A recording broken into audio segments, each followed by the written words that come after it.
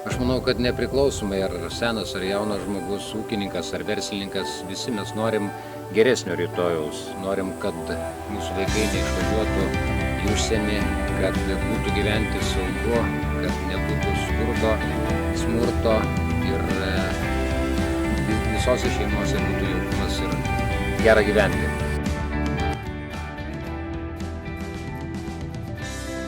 Dabar yra praktiškai žuvies daugiau, bet žvejų yra mažiau. Pas mus Drevernoje yra pavyzdžiui tik viena grandis žvejoja.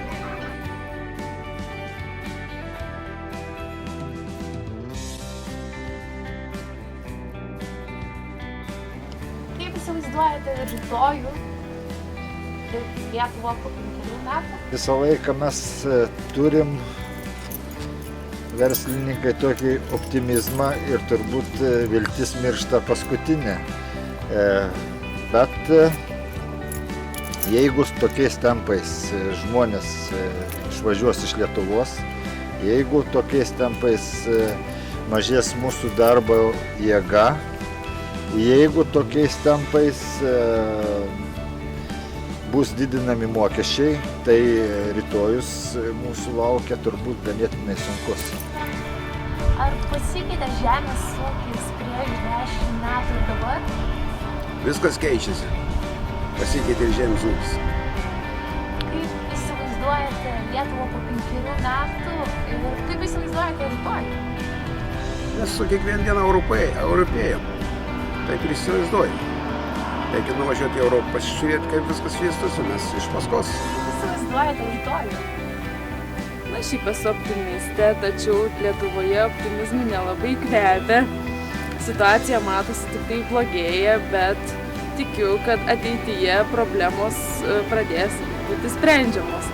Tad manau, kad turėtų kilti atlyginimai, didėti, kad žmonės liktų čia Lietuvoje ir išnaudotų savo potencialą, visas galimybės čia, o ne išvykę į užsienį, kad gautų padorų atlygį už savo darbą. Ir jeigu tai pradės, situacija taisysis, tai žmonės turėtų grįžti į Lietuvą ir čia išnaudoti savo visas galimybės ir potencialą. Tad manau, jeigu pasirinksime Žaliųjų ir Valstiečių partijos kandidatą Bronių Markauską, turėtume pasiekti gerų rezultatų, nes Bronius dirba ne kalbomis, o darbais. Aš manau, kad turi valdžia keistis. Ir aš tikrai šiuo momentu balsuosiu už Valstiečių partiją. Todėl, kad manau, kad jie arčiau žemdirbio. Ir turėtų balsuoti, kad palaikytų savus.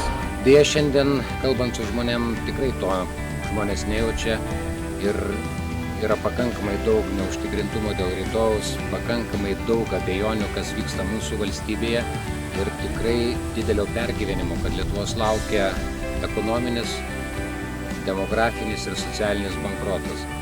Ir aš manau, kad Lietuvos Valstiečių ir Žaliųjų sąjunga tikrai žino, ką daryti, kad to neatsitiktų. Kad būtų taip, kaip mes svajojam, kad būtų taip, kaip mes norim. Pasitikėkit mūsų sąjungą ir mes tai padarysim.